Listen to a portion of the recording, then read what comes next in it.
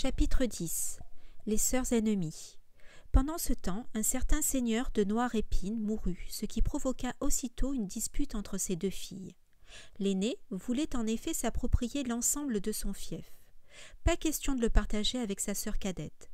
Celle-ci décida d'aller chercher de l'aide à la cour du roi Arthur, mais l'aînée, bien décidée à ne rien lâcher, y arriva la première.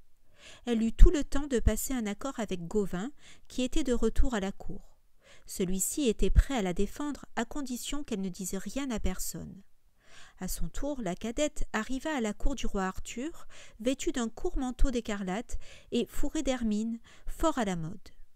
Elle s'adressa à monseigneur Gauvin pour lui demander son aide, mais celui-ci refusa puisqu'il avait passé un accord secret avec l'aînée. La cadette ne savait plus vers qui se tourner. Elle alla trouver le roi Arthur en personne pour lui dire qu'elle n'avait trouvé aucun soutien auprès des chevaliers de la cour. Elle était disposée à s'arranger avec sa sœur, pourvu que celle-ci ne revendique pas tout l'héritage. Mais l'aînée, sachant qu'elle avait l'appui de Gauvin, le plus connu des chevaliers, invita sa sœur à se trouver un chevalier qui voudrait bien défendre sa cause. Elle disposait pour cela, comme le rappela le roi, de 40 jours. On venait justement d'apprendre à la cour que le chevalier au lion avait tué le géant cruel qui menaçait les neveux et la nièce de Gauvin. À cette nouvelle, la sœur cadette se dit que ce chevalier était le seul à pouvoir défendre sa cause. Elle quitta donc la cour et se mit à sa recherche. Elle traversa en vain tant de régions en quête du chevalier au lion qu'elle fut prise d'une immense lassitude et qu'elle tomba malade. Heureusement, elle se trouvait alors chez des amis.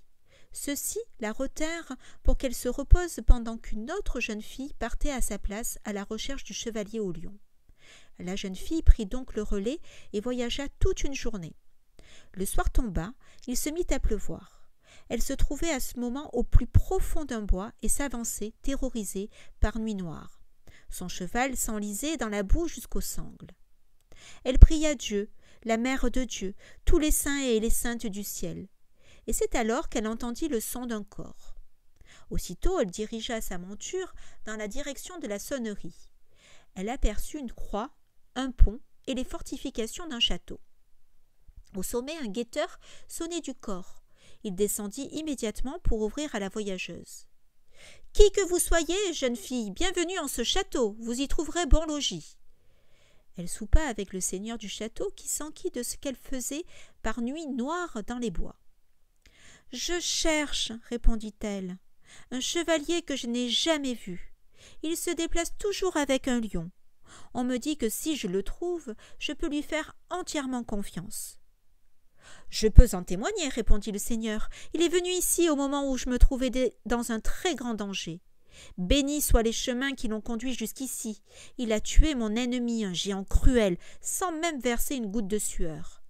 Demain, quand vous sortirez, vous verrez le cadavre. » Le lendemain matin, le seigneur du château indiqua à la jeune fille la direction que le chevalier au lion avait dû prendre. Elle arriva ainsi à la fontaine au pain et interrogea les passants. Ceux-ci lui dirent que le chevalier au lion était bienvenu. Il avait vaincu 3 chevaliers. « Où donc est-il » s'enquit la jeune fille.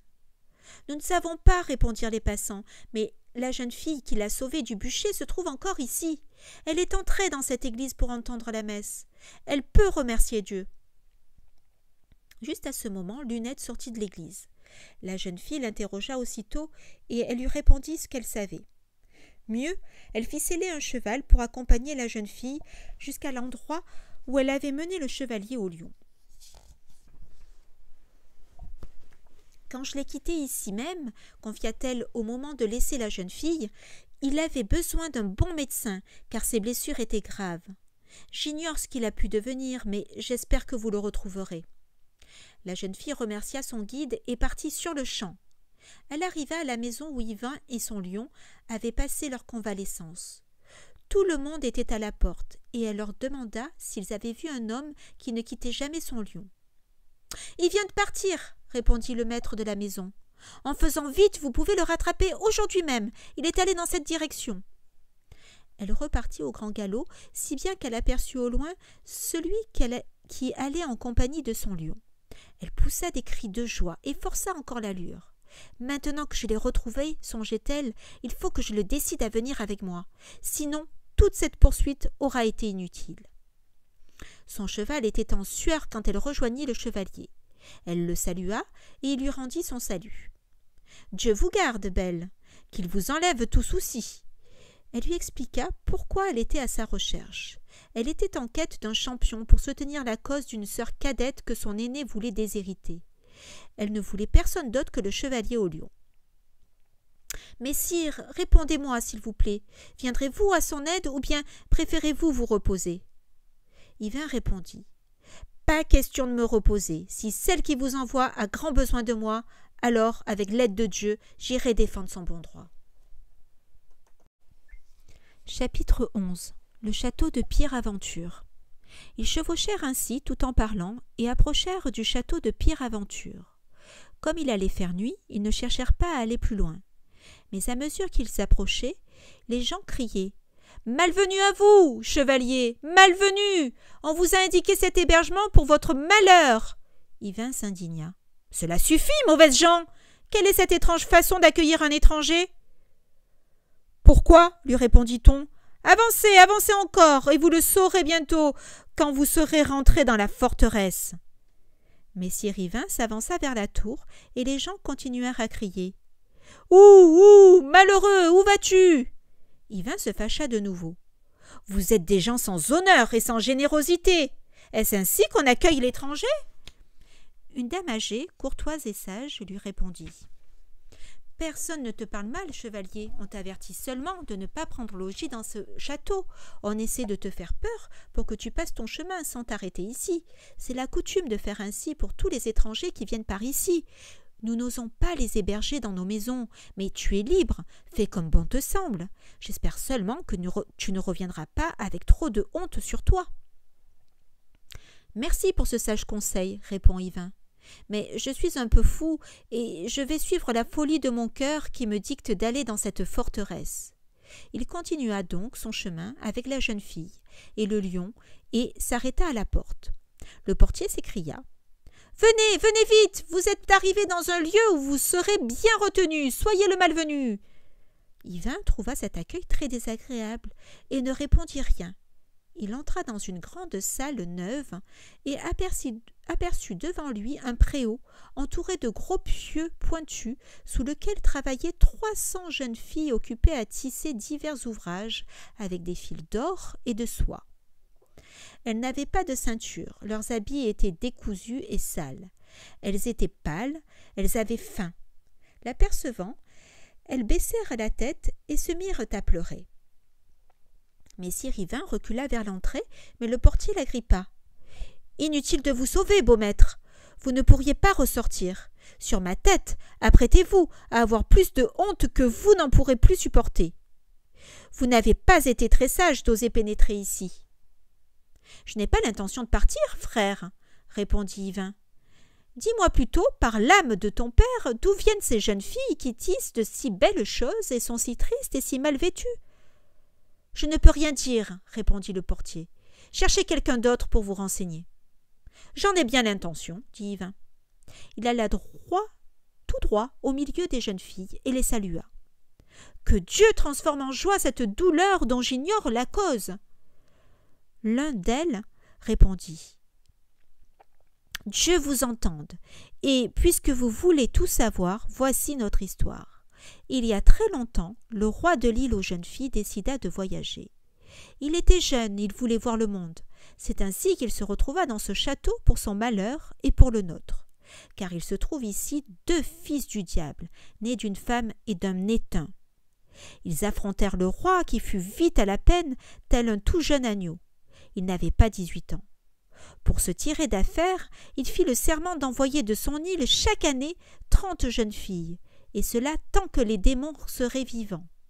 Mais le jour où les démons seront vaincus en combat, le roi sera quitte de l'impôt et nous serons toutes délivrées. Sinon, nous continuerons de tisser nos beaux ouvrages et nous serons toujours aussi mal vêtus et affamés. Nous travaillons dur, mais l'argent que nous gagnons ne sert pas à nous nourrir correctement, car c'est notre maître qui empoche la plus grosse part. Il nous reste 3 fois rien. Nous dormons à peine, car le maître menace de nous briser les membres si nous nous arrêtons. Mais sachez, cher chevalier, qu'une chose nous rend folle de rage, c'est d'avoir vu mourir tant de jeunes et nobles chevaliers tués par les démons. Ils ont payé bien cher leur hébergement, comme vous, puisque demain vous devez combattre ces diables. Ils vous couvriront de honte et vous perdrez votre nom. « Que Dieu m'en garde bien !» fait messire Yvain, « et qu'il vous rende honneur et joie !» Il les quitta pour aller dans la grande salle et n'y vit ni bonnes ni mauvaises gens pour s'occuper des chevaux. Il finit par trouver des valets qui, croyant hériter des montures vu que le lendemain le chevalier ne serait plus de ce monde, ne furent pas avares en avoine et en foin. Monseigneur Yvain arriva avec son lion et la demoiselle dans un verger. Appuyé sur un coude, un homme riche se prélassait sur un drap de soie. Auprès de lui, sa femme. Tous les deux écoutaient leur fille qui faisait lecture d'un roman à haute voix. Ils n'avaient pas d'autre enfant, et la voir et l'entendre les mettait en grande joie. La jeune fille n'avait pas 16 ans, et elle était si belle, si distinguée, que le dieu Amour en personne, s'il l'avait rencontrée, en serait tombé amoureux. Il aurait bien été capable de descendre du ciel en prenant une apparence humaine et, à l'aide de son arc, de s'envoyer une flèche dans le cœur pour le blesser d'amour. Voyant Yvain pénétrer dans le verger, les 3 personnages se levèrent et l'accueillirent avec chaleur. Voulait-il endormir sa méfiance? C'est possible. La fille du seigneur lui prodigua des marques d'honneur comme on le fait pour tout bon hôte.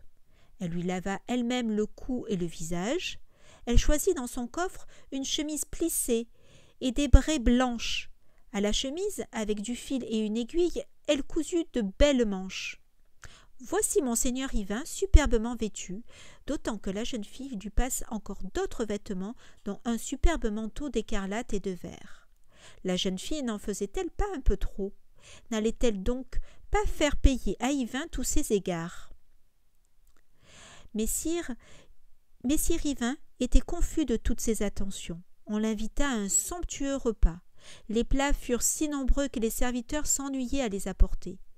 Puis Yvain reçut une belle chambre et le lion s'installa pour la nuit à ses pieds. Au matin, lorsque Dieu eut rallumé son grand luminaire sur le monde, monseigneur Yvain se leva promptement. Et la jeune fille qui l'accompagnait se rendit à la chapelle du château pour entendre la messe en sa compagnie. Au sortir de la messe, messire Yvain s'attendait à partir sans problème et demanda donc au seigneur permission de prendre congé. « Ami, je ne puis pour le moment vous laisser partir car dans ce château est établie une règle diabolique que je dois faire respecter.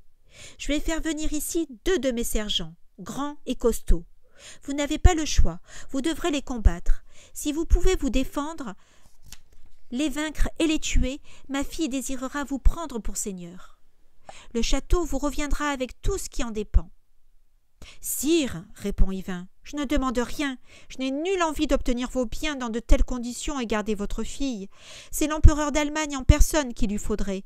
Il serait bien sot de ne pas l'épouser car elle est belle et bien éduquée. »« Taisez-vous, belle hôte, je ne vous écoute pas. Vous ne pouvez vous soustraire à cette règle. Si vous tuez mes 2 géants, vous épouserez ma fille. Vous avez peur, avouez-le. Voilà pourquoi vous refusez ma fille. Vous pensiez ainsi échapper au combat. »« Soit, soupira Yvain. Je dois donc me résigner à combattre. » Chapitre 12. Les fils du Nétun. Aussitôt les 2 fils du Nétun se présentèrent, hideux et noirs. Chacun portait un bâton cornu de cornoyer, qu'ils avaient fait renforcer de cuivre et entouré de fils de métal. Une armure les protégeait, des épaules aux genoux, mais ils n'avaient rien sur la tête et leurs jambes très musclées étaient nues. Ils portaient haut, au-dessus de leur tête, un écu rond et léger, parfait pour le combat rapproché. Dès qu'il les vit, le lion commença à gronder, car il comprit qu'ils allaient s'attaquer à son maître. Sa crinière se hérissa, il se mit à trembler de colère, sa queue fouetta le sol. Il avait bien l'intention de secourir son seigneur avant que ces 2 démons ne le tuent. Les 2 Nétins s'écrièrent. « Vassal, emportez ce lion qui nous menace, ou bien vous êtes déloyal. Il ne doit ni vous aider, ni nous nuire. »« Si vous le redoutez, fit messire Yvain, déplacez-le vous-même. Moi, cela me plaît beaucoup de le voir prêt à m'aider, s'il le peut. »« Éloignez votre lion, vous devez être seul contre nous deux. Enfermez-le là-bas, dans la petite pièce. Yvain y conduisit son lion et boucla la porte. Alors on lui apporta son armure, puis son cheval, et on l'aida à monter en selle. Les deux Nétins passèrent aussitôt à l'attaque. Avec leur masse encore noyée, ils lui assènent de tels coups que son écu et son homme ne lui sont d'aucune aide. Ils cabossent et défoncent le homme, ils percent l'écu qui fond comme de la glace. On pourrait passer le poing dans les trous qu'ils y font. Et Yvain, que fait-il face à ces deux teigneux ? Échauffé par la honte, il se défend de toutes ses forces. Il s'efforce de donner de grands coups bien lourds. Le lion se souvient de la bonté de son maître envers lui. Il aimerait bien lui rendre à large et pleine mesure tous les bienfaits dont Yvain l'a comblé. Il tourne dans la pièce pour voir s'il ne peut pas s'échapper. Il entend derrière la porte le bruit de la brutale et périlleuse bataille, et cela le remplit de rage.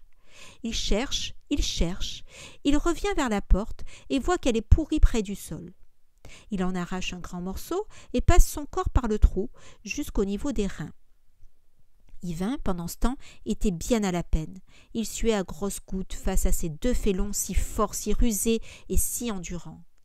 Il avait beaucoup encaissé et beaucoup rendu, mais ne parvenait pas à les blesser. Ils se protégeaient derrière leurs écus solides qu'aucune épée, si tranchante fût-elle, ne pouvait entamer. Yvain le savait, il était en danger de mort. Lorsque le lion réussit à se dégager complètement, Yvain tenait encore bon. Le lion sauta sur l'un des géants et le renversa par terre, provoquant la terreur chez les adversaires d'Yvain et la joie dans l'assistance. Le Nétin renversé par le lion ne se relèverait pas sans le secours de l'autre. Celui-ci se précipita pour l'aider et aussi pour se protéger lui-même, sachant bien que le lion lui sauterait dessus dès qu'il l'aurait tué le Nétin à terre. Le lion lui faisait beaucoup plus peur qu'Yvain. C'est pourquoi il s'attaqua d'abord à la bête en tournant le dos à Yvain. Celui-ci vit le cou nu de son adversaire. Il eût été bien sot de laisser passer l'occasion. Il le frappa d'un coup d'épée qui décolla la tête. Tout cela en douceur, si bien que sa victime n'eut même pas conscience de mourir. Yvain descendit de cheval et s'intéressa à celui que le lion tenait. Il n'y avait rien à faire car le Nétin avait l'épaule arrachée. Son arme encore noyée était tombée à terre. Il gisait, à demi-mort, auprès d'elle. Il avait encore cependant la force de parler. « Éloignez votre lion, beau sire, et faites de moi ce que vous voudrez. »« T'avoues-tu vaincu et abandonnes-tu le combat ?»« Oui, sire, c'est l'évidence, je suis vaincu et j'abandonne. »« Alors, tu n'as plus rien à craindre de moi, ni de mon lion. » Ainsi finit le combat. La foule se précipita. Le seigneur et sa dame embrassèrent le vainqueur et lui dirent « Vous serez notre jeune seigneur, et notre fille sera votre dame, car nous vous la donnons pour femme. »« Et moi, je vous la rends, rétorqua Yvain. La prenne qui veut, car ce n'est pas mon affaire. Je ne dis pas cela par dédain, mais je ne veux ni ne dois l'accepter. Mais s'il vous plaît, libérez les prisonnières que vous retenez en ce château. La règle est, vous le savez, qu'en cas de victoire contre les Nétins, elles doivent être libérées. « Vous dites vrai, répondit le seigneur. Elles sont donc libres. Mais prenez donc aussi ma fille qui est belle, riche et sage.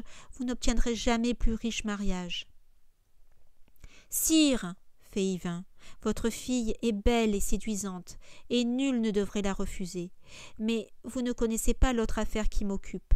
La jeune fille qui voyage avec moi m'attend. Je dois partir. »« On ne vous ouvrira pas la porte. Je vous fais prisonnier, puisque vous refusez aussi dédaigneusement ma fille. »« Ne voyez là aucun dédain, messire. Je ne puis rester ici, c'est tout. Que cela vous plaise ou non. La seule chose que je puis faire pour vous plaire, c'est de faire serment que je reviendrai épouser votre fille, si je le puis vraiment. »« Pas de serment entre nous, répondit le seigneur. Je vous tiens quitte de tout, car je ne méprise pas assez ma fille pour vous forcer à l'épouser. Allez donc vaquer à vos affaires. » Yvain s'en alla aussitôt, accompagné de la jeune fille et de son lion, mais aussi de 300 prisonnières. Pauvre et mal vêtue, elle ne s'était jamais sentie aussi riche en sortant deux par deux de leur prison. Yvain passa avec elle devant les gens qui lui avaient souhaité la malvenue. Ils s'excusèrent, mais Yvain répondit qu'il avait tout oublié. Je ne sais même pas de quoi vous parlez. » Les gens lui firent cortège un bon bout de chemin pour louer sa courtoisie. Puis ils le quittèrent. Les jeunes prisonnières lui demandèrent congé à leur tour. « Allez, dit Yvain, que Dieu vous conduise dans votre pays en bonne santé et dans la joie. »